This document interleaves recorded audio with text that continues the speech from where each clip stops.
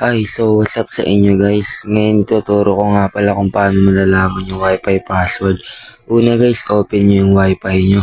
Tapos meron kayo makikita dyan sa gilid. Pindutin nyo lang guys. Tapos ito yung lalabas dyan guys. Pag napindot nyo na guys, screenshot nyo guys. Tapos pagkatapos yung screenshot guys, i-crop nyo yung QR code lang po yung kukunin nyo guys. Yan guys, parang ganyan. Yung ginawa ko guys.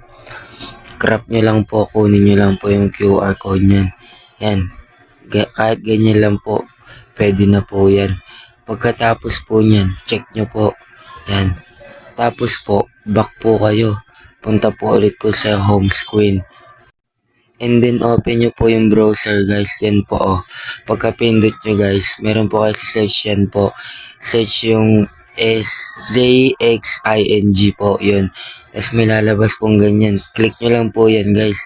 Tapos yan guys, yung choose a file. Pindutin nyo po yung choose a file dyan. Pagka-pindot nyo po,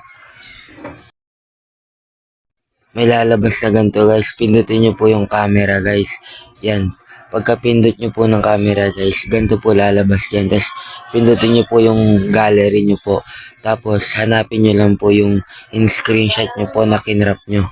Pagkatapos nyo naman po makuha, pindutin nyo po yung submit guys. Yan guys. Pagka pindot nyo po, yan na po yung password. Lalabas na po dyan. Yun lamang po, subscribe po kayo. Salamat.